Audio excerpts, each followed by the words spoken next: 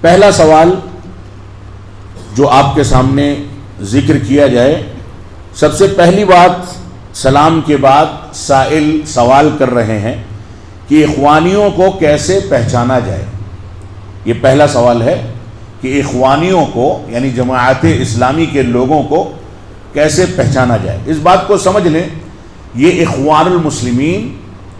جن کا تعارف رات کے پروگرام میں آیا تھا کسی حد تک، یہ بین الاقوامی سطح پر ان کو اخوان المسلمین کہا جاتا ہے، اور ہندوستان میں اسی کو جماعت اسلامی کہا جاتا ہے۔ یہ جماعت اسلامی ہو یا اخوان المسلمین، ان سب کا مکتب فکر ایک ہی ہے، سب کے مناہج ایک ہی ہیں، اور حقیقت یہ ہے کہ یہ سب کے سب باطل نظریات پر زندگی گزارتے ہیں، حدیث کا انکار ہے اور بہت ساری چیزیں ہیں۔ تو ان کو کیسے پہچانا جائے؟ علامتیں بہت ساری ہو سکتی ہیں، لیکن اس بات کو اس سے پہلے سمجھ لیں کہ اخوانی یا جماعت اسلامی کی فکر آج کے دور میں ایک مکتب فکر کی شکل میں یا ایک فرقے کی شکل میں باقی نہیں رہی ہے، بلکہ ہر مکتب فکر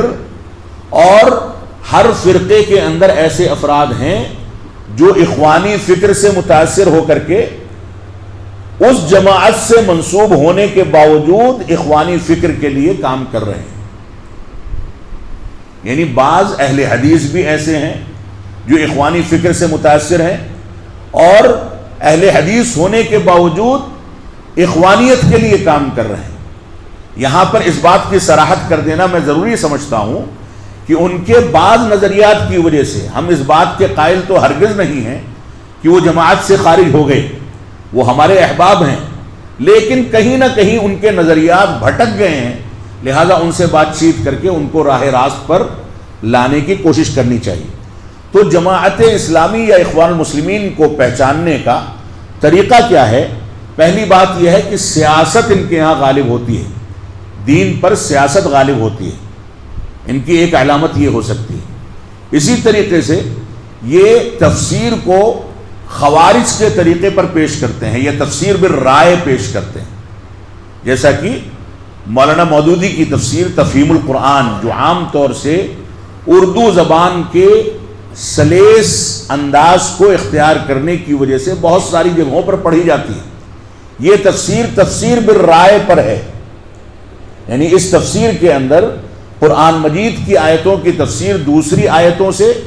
یا حدیث رسول سے یا اقوال صحابہ سے کرنے کے بجائے مولانا مودودی نے اپنی رائے پر اکثر جگہوں پر تفسیر پیش کی۔ تو تفسیر بالرائے ان کے یہاں بہت زیادہ اہتمام کا باعث ہے۔ ایک علامت یہ ہے، ایک علامت یہ ہے کہ ان کے یہاں انکار حدیث پایا جاتا ہے، صحیح بخاری اور صحیح مسلم تک کی حدیثوں کا انکار موجود ہے۔ صحابہ کرام کی تنقیص کرنا یا ان کی توہین کرنا، یا کم از کم تنقیص اور توہین کرنے والے لوگوں کا ساتھ دینا، یہ بھی ان کی ایک علامت ہے آج کے دور میں۔ خارجیت اور بغاوت کے عناصر اختیار کرنا، بالخصوص مسلم حکام پر جرح کرنا، تنقید کرنا،